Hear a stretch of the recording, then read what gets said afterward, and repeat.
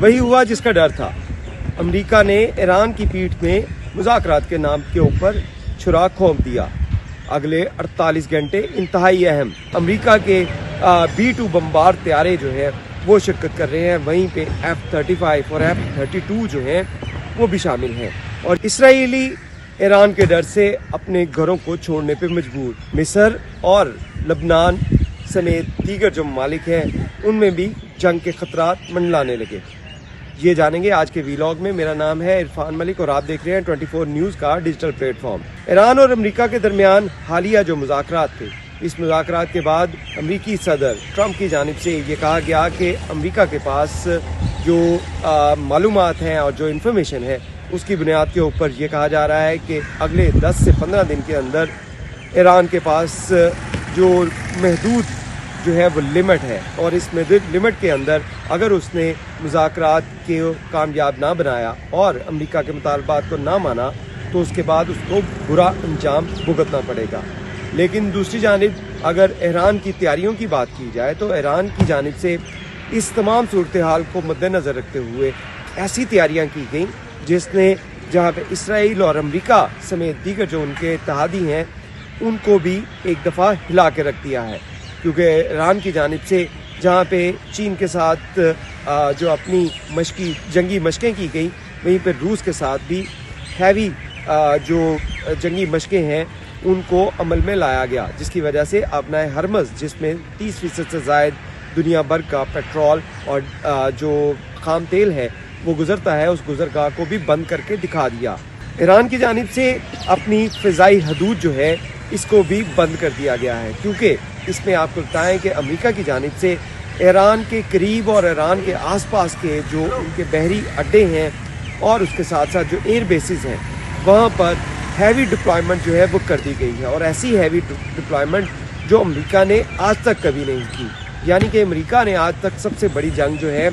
वो इस सदी के दौरान इराक़ के साथ लड़ी या अफ़गानिस्तान के साथ। लेकिन इन जंगों के अंदर भी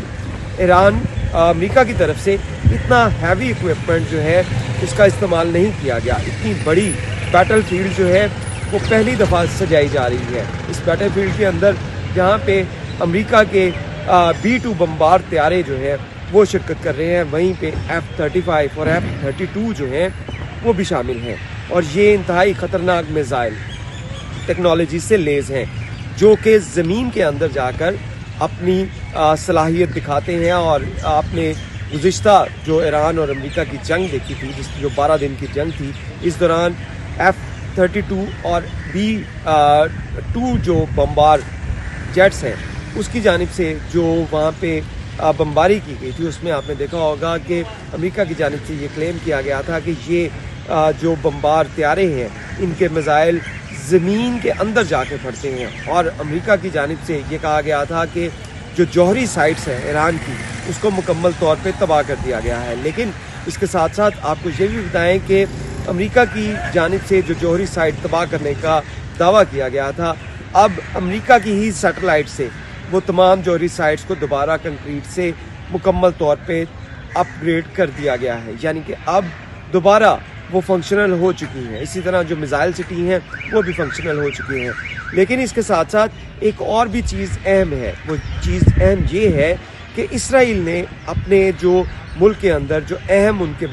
लोग हैं, जो अहम असासा है उनका इसराइल का, उनको मिस्र और उर्दन में शिफ्ट करने का प्लान तैयार कर लिया है। इसके साथ साथ आपको जो गुज़िश्ता जो अदवार के अंदर जो जंग हुई थी ईरान और इसराइल की, उसमें भी आपने देखा था कि बहुत से शेल्टर हाउसेस जो थे उनको एक्टिवेट कर दिया गया था ताकि जो इसराइली अवाम है उसको महफूज बनाया जा सके। लेकिन अब जो सूरत हाल है वो ये है कि पैनिक वहाँ से मूवमेंट जो है वो उसका आगाज़ हो चुका है, यानी कि जो इसराइली हैं उनको मालूम है कि ईरान और अमेरिका के दरमियान जो हालात कशीदा होंगे तो उसके बाद सबसे पहला जो मिसाइल वो गिरेगा वो इसराइल में गिरेगा। और इसके लिए इसराइल की जानिब से जो तैयारियां हैं वो भी अरूज पे पहुंची हुई हैं। इसराइली अवाम भी पैनिक में है, डरी हुई है और अपने आप को वहाँ से किसी और मुल्क जैसे मिस्र और उर्दन में शिफ्ट करने के लिए जो फ़्लाइट्स हैं वो ली जा रही हैं। और इसमें आपको ये बताते चलें कि अगर ये फ़्लाइट रडार देखा जाए तो इस वक्त बहुत सी परवाज़ें जो हैं वो इसराइल से मिस्र की जानिब और उर्दन की जानिब जो जा रही हैं, यानी कि बहुत से फ़्लाइट्स के अंदर पैसेंजर जो इसराइली पैसेंजर्स हैं वो इसराइल को, अपने मुल्क को छोड़ रहे हैं। उसकी एक बड़ी वजह यह है कि ईरान की जानिब से जो बैलिस्टिक मिसाइल रखे गए हैं, जिनका इस्तेमाल भी किया गया था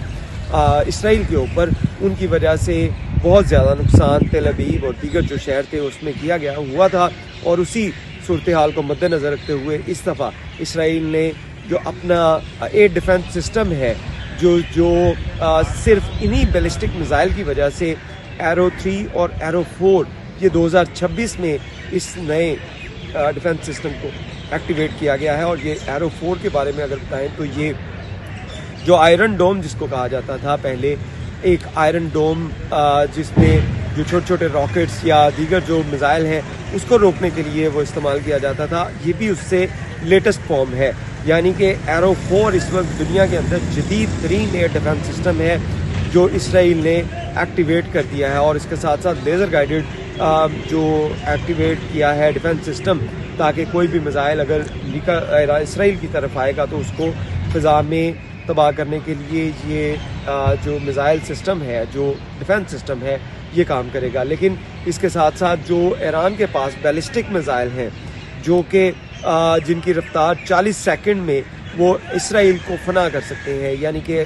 ईरान का जो बैलिस्टिक मिसाइल फतह है और उसके साथ साथ दीगर जो मिसाइल हैं उनकी रफ्तार इस कदर तेज़ है कि वो 40 सेकंड में अगर ईरान से वहाँ से वो उसको जो है फायर किया जाता है तो वो 40 सेकंड में इसराइल की सरजमीन जो है वहाँ पे तबाही फैला सकते हैं। तो इस तमाम सूरत हाल के अंदर इसराइल की इस वक्त जो है वो हालत काफ़ी टाइट नज़र आ रही है, क्योंकि इस जंग में सबसे ज़्यादा जिसका ये रोल कहा जा सकता है वो इसराइल है, क्योंकि इसराइल की जानिब से इन मुज़ाकरात के दौरान ये शर्त रखी थी कि ईरान अपना जो जोहरी प्रोजेक्ट है इसको मुकम्मल तौर पे बंद करेगा। लेकिन ईरान की तरफ से इसको कम करने की जो ऑफ़र है वो कबूल की गई थी, लेकिन इसको बंद ना करना जो है वो उनकी डेडलाइन थी। और इसी डेडलाइन को जब वो अबूर नहीं करने दे रहे किसी को, तो इसराइल की जानिब से अमेरिका को प्रेशराइज़ किया जा रहा है कि वो इस जंग में हिस्सा ले। और अगर वो इस जंग में हिस्सा लेता है तो उसके बाद किसी को कोई शक नहीं होना चाहिए कि इसराइल जो है वो इस जंग में डेफिनेटली कूदेगा और उसके साथ साथ ईरान भी डेफिनेटली इसराइल के ऊपर हमला करेगा। तो इस सूरत हाल के अंदर इस वक्त जो सूरत हाल है वो काफ़ी कशीदा है और अगले 48 घंटे जो है वो इंतहाई अहमियत के हामिल हैं, क्योंकि इसराइल की जानिब से जहाँ पे उनकी फ़्लाइट्स जो हैं शेड्यूल उसको देखा जा रहा है और उसके साथ साथ इसराइली हुक्काम के मुताबिक ये मुज़ाकरात नाकाम हो चुके हैं और उसके बाद अब सिर्फ हल जो है वो जंग ही है। बहुत शुक्रिया।